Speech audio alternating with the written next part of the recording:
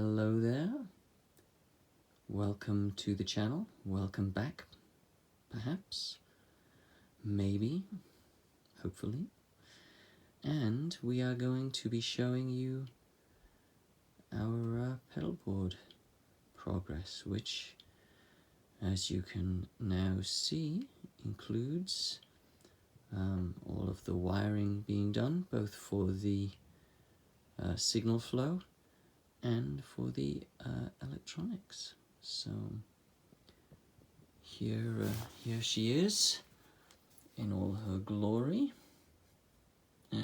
And basically what we're going to do is, having got to this stage, we're going to take you through the various different ways that we've got it set up, that are basically things that, now that we have it at this stage, where we would like to go next with it, the plans that we have, the things that we will be exploring. Because, as you may imagine, there is a lot to explore here.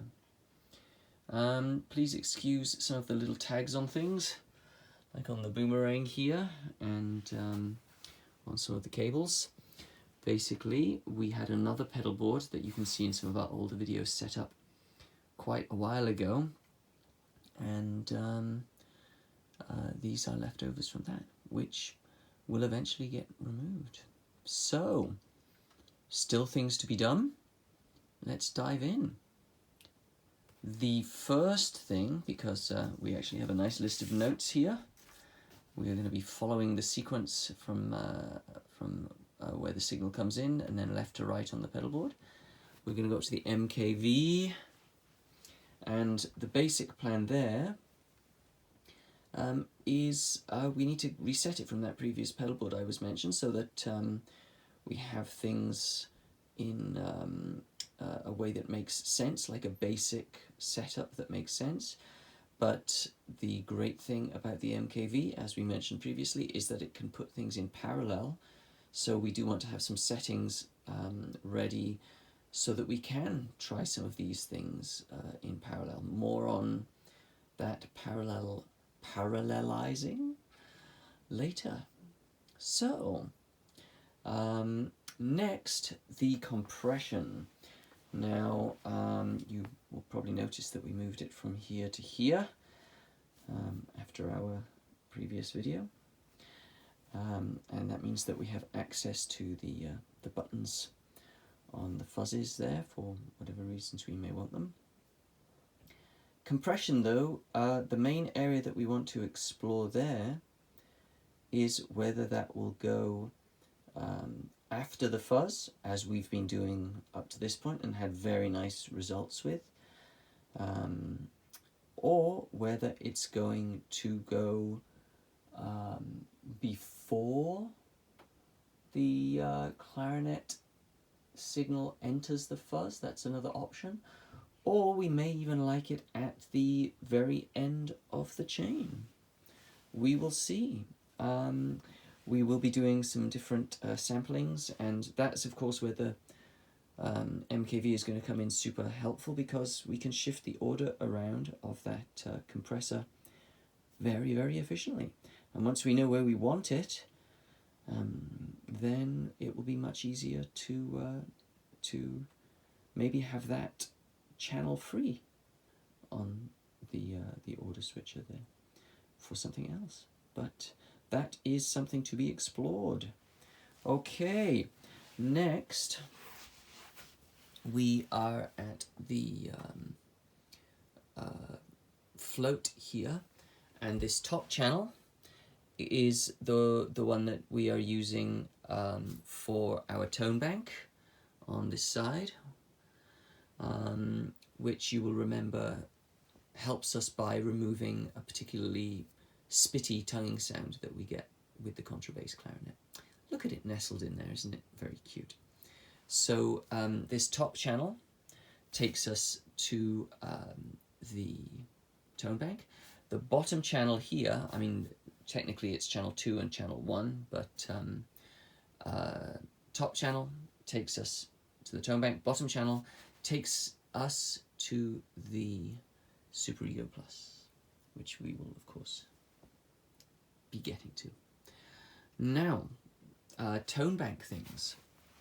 In terms of experimentation, there's a couple of things. The horizon... Oh, hold on a second. Let's go back to the float briefly. One of the things we wanted to mention about that was if we are okay with the spitty tonguing sometimes, then we could reintroduce the LFO so it's not an envelope filter so much, and have some different experiments with different filterings of the dry clarinet sound going into the fuzz. So that's one experiment that we have on our list. Now going into the tone bank again, we are at the horizon, and of course, as well as the horizon going into our fuzz pedals over there, the horizon is itself a tone generator, and we are looking forward to seeing what sounds we can get for that as a noise machine in its own right. And of course, going into the fuzz as well, that could lead to some very, very interesting ways of accompanying the clarinet, and also as some kind of lead instrument for us to be playing on more improvisatorily, extemporaneously. So that's the horizon.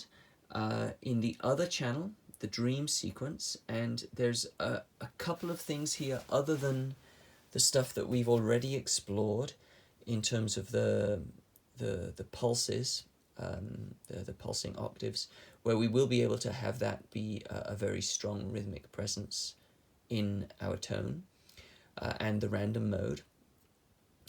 But there's also using it as a drive, which we've shown is very nice. There are two things though. One of them is the fact that the infinite hold on this pedal, if we remember correctly, is not actually an infinite hold. It decays over time. So that is something that it would be very interested to experiment with in more of a drone context, which we do plan to get into. The other thing is, when we were experimenting with it, we noticed that on certain areas of the clarinet, we were getting really interesting internal rhythms between the octaves. This was only on certain notes, and who knows where that comes from exactly, but that's also something that we are excited to explore here as another kind of drone aspect to it. So if that is of interest to you, maybe check out the video that we've done combining this with the fuzz previous to the glorious pedal board being ready. Speaking of the fuzz, we have our two here, and given that there are some labeling differences in the actual enclosures that we have, we decided to make it super clear. The dancing skeleton is the Fuzz Page Mark II module, set up as we like it, and the Cosmic Frog is the goat's head. So a little bit of clarity for us there, as well as some nice stickers involved. Right, the other thing to do with the fuzz pedals is, of course, their octaves. Without the octave, we do want to experiment with some different tones readily available in our vocabulary with these pedals. So, for example, we know that scooping the mids on the Cosmic Frog goat's head is something that we particularly enjoy. But with the octaves, that will mean that we can get some even more variation in tone. However, we could use them without the fuzz after something being provided by the dream sequence or the horizon. So that's something that we're very excited to develop there. Like basically to have an octave setting set up on each pedal that we can use both with the fuzz and as a way of complementing these pedals that are before the fuzzes. Yeah. So, oh, and even just as octaves put on the clarinet sound, maybe. Anyway, there's a lot to consider here, and there's a lot of possibility to explore. Now, coming back, we will not go from the float over to the superego straight away. We're going to pay a little visit to the Grand Canyon, which we are looking forward to playing with, first of all, simply as a wonderful looper that has a great capacity for the frippertronics kind of stuff. We've done that kind of stuff before. The name that we used for that particular video escapes me. There's that, but there's also, for each of these settings here, there is a preset available, and not all of them have to actually include the delay and feedback necessarily. So for example, there is a reverb algorithm in here where if you set the delay and the feedback to 0, you can simply use this as a delay pedal. I'm sorry, as a reverb pedal. So that that's two things that we want to be developing here. And next, let's see. I think next we'll talk about the dark world. Now, the dark world is not a stereo reverb. We do want to have a stereo reverb at the end of our chain. We will get to that, but there may still be good reason to include the dark world. One of the things we're excited to try here is the mod algorithm. I'm sorry, yes, that's right. I'm thinking of there's two on this same channel. There's the mod, which is almost like a kind of choppy, messed up tape sound, and you can add more or less of that in using that knob there. And that algorithm we want to try both after the fuzz and before. So another good reason to be able to switch the orders. Thank you, EFX MK-V. The other one that's actually on that same channel is the black mode, which we are somewhat surprised it didn't occur to us, or that we didn't try sooner, because it is a freeze and hold function. This could have been, or could be, another way of dealing with our sustain envy, on top of the methods that we've been devising, and with the float providing some kind of filtering, which we could easily set up using the order switching, then we think that will be successful in a way that it was not able to before. For now, though, we do have this in a stereo slot, and it's the MK-V has one channel which is mono in, stereo out, and one channel which is stereo in, stereo out. And so for now, this is holding the second of those, and we will see where that goes in future. Just noticed that this guy is, there we go, sneaking out. Got him in. Okay, and of course, what we're using that mainly for at the moment is as a spring reverb right at the end of our chain. So That's the dark world. The night sky, we've been using this as a form of sustain for a long time. We do not intend to change that, although of course every track is different, and once we've got our superego jamming along there, we will be able to sustain in a very different way than what the night sky was providing. Mainly though, what we're interested in with the night sky is to explore the sequencer. In other words, to have it play, you know, to freeze a sound with the infinite and have it play a melody for us to jam over, or however we feel like using it. And the other thing is that sparse mode, which is such a beautiful feature of this pedal, where you have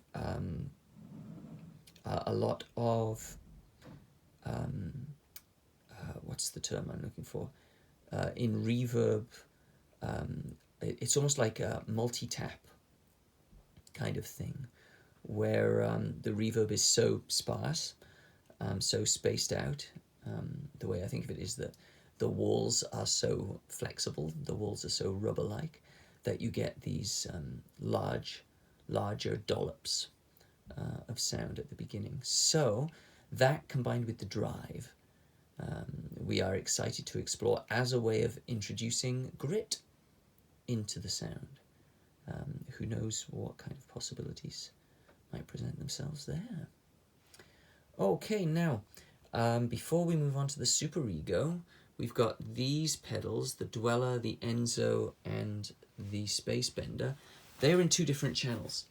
The Dweller is in one, and then the Enzo going into the Space Bender is in another.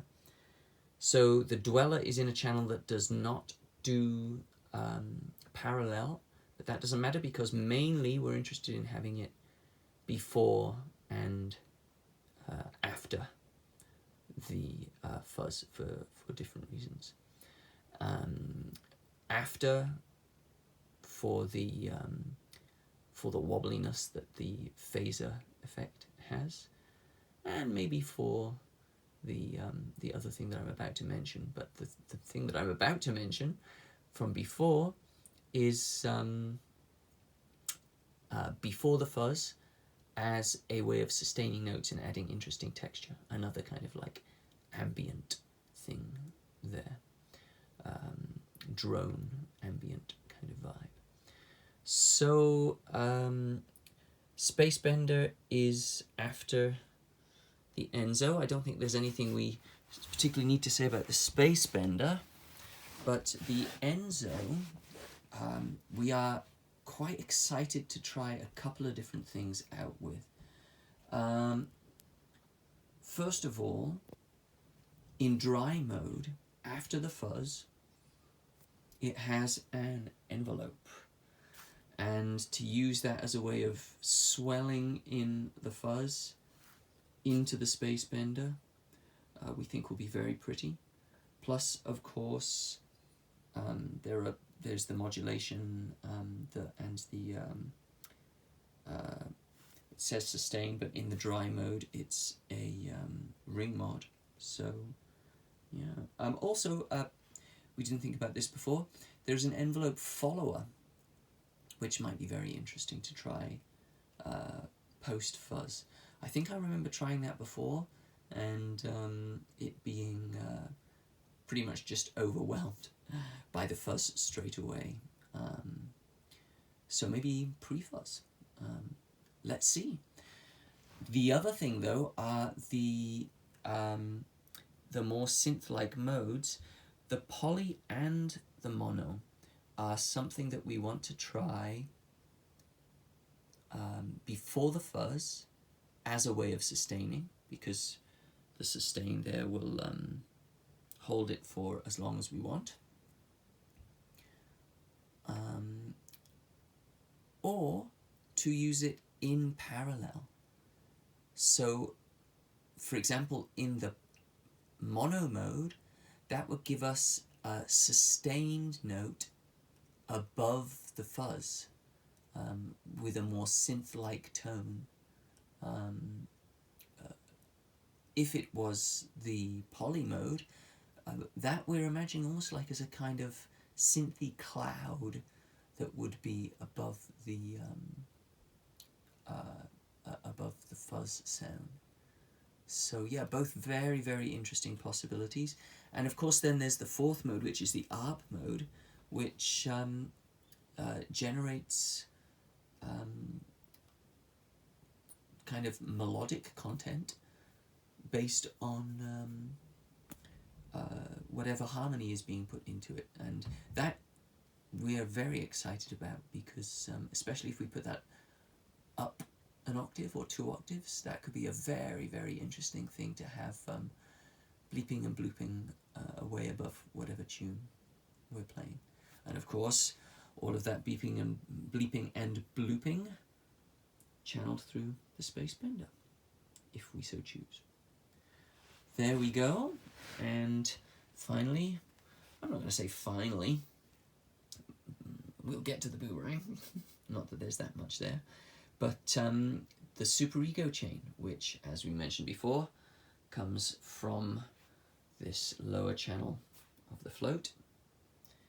And the main thing that we really want to work on here is with the layers knob and having some kind of expression out thing, so that we can, when it's on, what's the mode called? Latch mode. Is it latch or auto latch?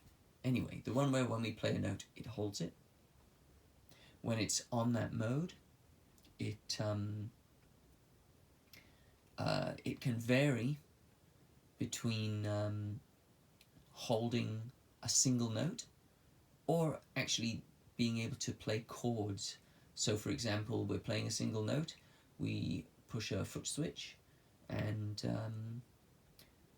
the next few notes that we play are captured as a chord. This kind of idea is very much inspired by Dylan Carlson, where the way that he uses both melody and harmony with real care is something that we definitely want to emulate. Of course, then there's also the filter that we have been using to change the tone as it goes into the fuzz. The moment machine is in between them, but I'll mention the Fender Blender now. Basically, we just want to get to know this one better and better in this context, and that is somewhat dependent on the filter here. We could also play around with some of these other effects going into the Fender Blender there. Lots of things. Oh, the other thing that we were thinking is that, excuse us while we readjust, we've been having the pedal on infinite decay. We were wondering though if, for example, we were to put it on somewhat less than that, because it's gradually decaying, although not in any kind of like really heavily noticeable way. We might not get some kind of interesting change, like some interesting development in the held note that we don't get when it is set to infinite hold. And then we go attack as well, is something we can definitely be playing with. And gliss. I mean, there's a lot to be working with this Superego Plus, especially with it going into the Shields blender. Which brings us to the moment machine, which is a sequencer. Obviously not the same as the Strymon one. This one with the intention of it going straight into the fuzz. We're very interested in how the texture comes out there, because pitch shifting often creates, as we mentioned with the dream sequence, it often creates like small rhythmic changes in the note that is produced, like internal rhythms. It's going to be fascinating to see how the moment machine deals with that, but also it's going to be really, really interesting to see, because there are so many options in the moment machine. I mean, all different kinds of lengths. A secondary sequence is in there.